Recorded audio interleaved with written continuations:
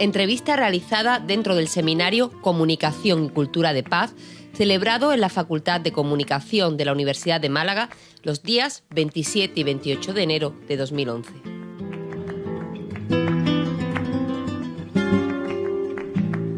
Sí, me considero una persona pacífica, por muchas razones, quiero decir.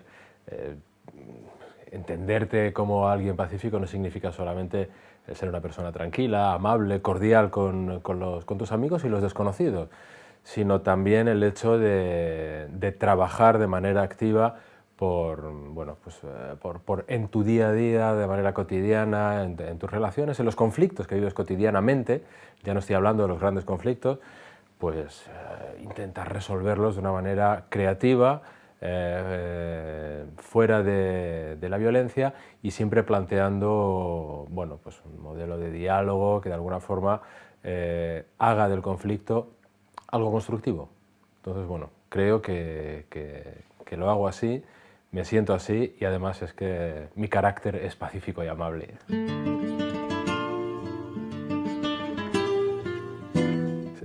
Claro, me indigna la violencia. Me indigna la violencia no solo como un tópico, un lugar común, una forma de quedar bien. Me indigna la violencia porque es doloroso, por un lado, el sufrimiento de los que de alguna manera se ven sometidos, subyugados, destrozados por la violencia, pero me indigna también en su valor simbólico. Quiero decir, el ejercicio de la violencia como una forma de destrucción de los grandes valores, como una forma de destrucción de los grandes constructos de la humanidad, la solidaridad, la democracia, es decir, cualquier forma de ejercicio de la violencia, simbólica, física, supone una forma de destrucción de todo lo que ha elaborado el ser humano, y por lo tanto es algo que me enerva, me hace hervir la sangre, y tanto a nivel cotidiano como a niveles más amplios, políticos, y por supuesto, la violencia. Yo que trabajo temas de comunicación, la violencia simbólica que muchas veces se ejerce a través de los medios de comunicación y que no tiene esa presencia como el golpe o la amenaza, también me indigna especialmente porque es más sutil, es mucho más invisible, y eso es aún más doloroso porque el que recibe el golpe simbólico muchas veces no es consciente de eso.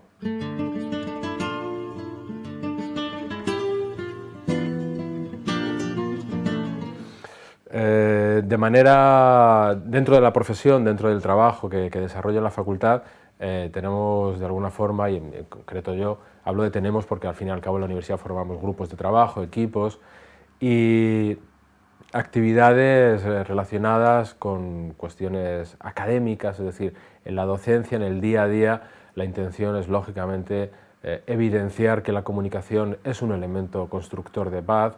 La comunicación es un elemento que de alguna forma también puede ser generador de violencia, esa violencia simbólica a la que me refería antes, y transmitir esto a los estudiantes, hacerles conscientes de ello, que asuman la responsabilidad de que su trabajo puede ser efectivamente un elemento de construcción de paz o un elemento que genere violencia, es ya en sí un trabajo de construcción de paz. Pero al margen de esa actividad tenemos proyectos muy concretos para el desarrollo de la paz, siempre vinculado a la comunicación. Por ejemplo, hemos trabajado cuestiones, por comentarte cosas muy concretas, como un DVD interactivo como herramienta pedagógica para, de alguna forma, activar el pensamiento crítico en torno a la comunicación como elemento constructor o destructor de la cultura de paz, que se titulaba Publicidad y Cultura de Paz. Lo centrábamos mucho en la publicidad, y es un trabajo que nos ha llevado muchísimo tiempo, un DVD interactivo como herramienta pedagógica, ya te decía, y que hemos repartido de manera altruista, gratuita, entre institutos, ONGs, colectivos sociales. Es decir, el compromiso por la paz es un compromiso altruista.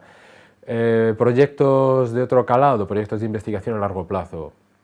Tenemos un programa de doctorado en El Salvador, la Universidad Pública de San Salvador, sobre precisamente comunicación, desarrollo social, empoderamiento ciudadano y paz. hemos desarrollado programas de doctorado en la Universidad de Málaga, también sobre este tema, el título Comunicación y Poder, que trabajaba de alguna manera, de una forma más amplia todo esto, y por supuesto publicaciones y otros proyectos de investigación. Pero desde la universidad y desde la investigación, el trabajo por la paz es un trabajo que busca y debe, creo que es nuestra obligación, transformar la sociedad y, por supuesto, más desde la universidad pública, devolver a la sociedad la inversión que ellos hacen en la universidad pública y, en cierta medida, en nosotros. Entonces, yo creo que hay, en ese sentido, un compromiso fuerte y mi trabajo, nuestro trabajo, está, lógicamente, por construir y hacer viable la paz como una forma de diálogo, entendimiento y desde la comunicación como un elemento transformador.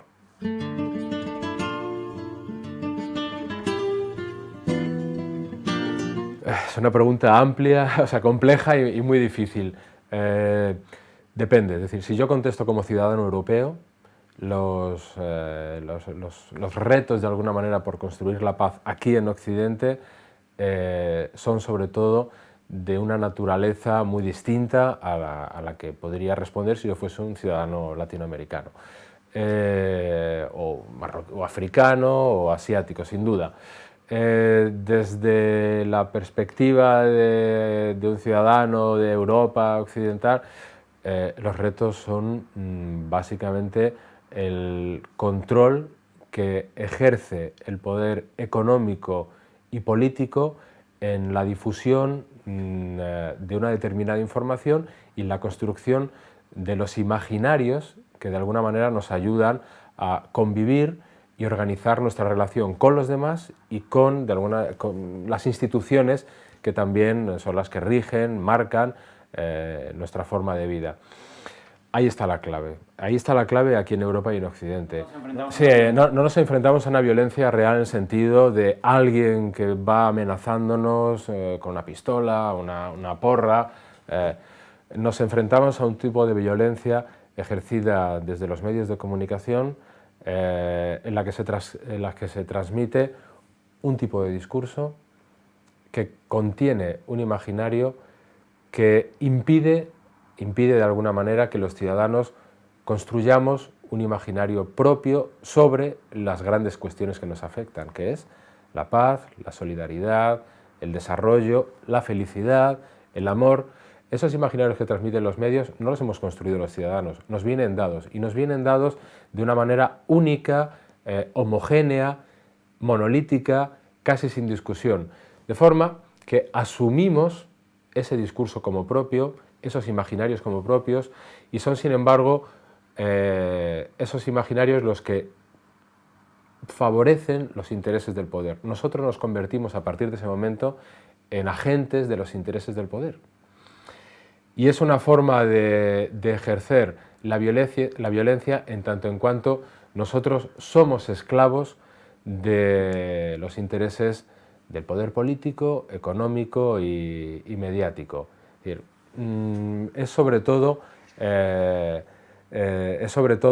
ese el gran eje de la violencia en Occidente, entendería yo. Estamos hablando de una violencia de orden simbólico.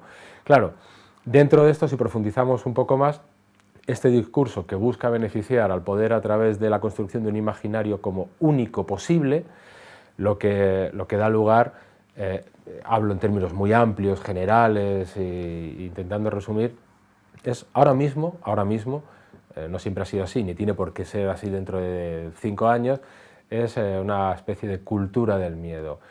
El miedo a la amenaza de la inmigración, el miedo a la amenaza de un futuro con pandemias y catástrofes ecológicas, el miedo a perder nuestra seguridad económica por el empobrecimiento de nuestras sociedades ricas.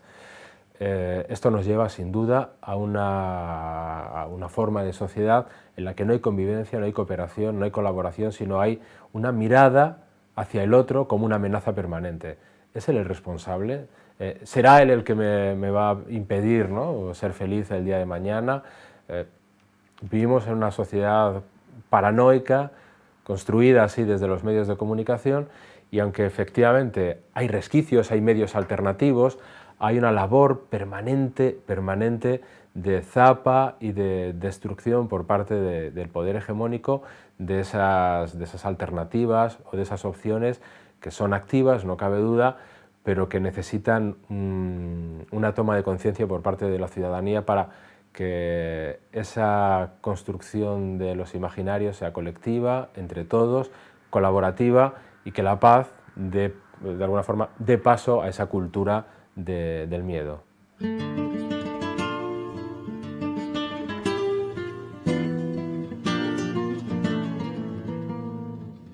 La respuesta visceral es no.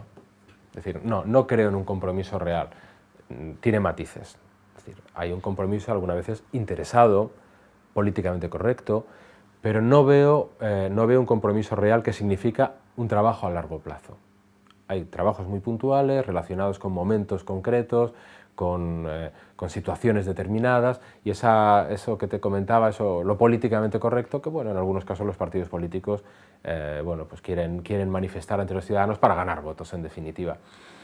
Pero claro, como te decía, sinceramente no creo en ese compromiso real. Hay políticos sin duda que sí, hay activistas dentro de la política que sin duda creen en ello, pero claro, su margen de maniobra es muy pequeño. Su margen de maniobra es muy pequeño y los partidos políticos están en buena medida, al final, hoy en día, desgraciadamente, sometidos a un poder a un poder económico, que es el que marca la agenda política. Por ejemplo, es decir, los medios de comunicación, pienso en El País, la información que nos llega de Bolivia desde un medio como El País o cualquier medio vinculado al Grupo Prisa, está condicionada por los intereses empresariales del Grupo Prisa en concreto en ese país o bueno, en Venezuela. Quieren crear allí un holding de comunicación, tienen intereses porque tienen inversiones en empresas de recursos energéticos y claro, lo que hace allí el gobierno de Evo Morales no beneficia los intereses económicos que ellos tienen allí y ya la información está condicionada. Entonces es muy difícil salir y actuar de esa presión. Los políticos de alguna manera también están condicionados por ese poder económico, porque también sus campañas están financiadas por las grandes empresas, porque ellos tienen que responder ante los grandes grupos empresariales, porque la economía en definitiva mueve, ¿no? Vivimos una democracia capitalista, entonces la economía mueve nuestras sociedades, entonces la presión es muy fuerte para los políticos. Entonces, aunque haya compromisos particulares, individuales, de manera global no creo en ese compromiso real.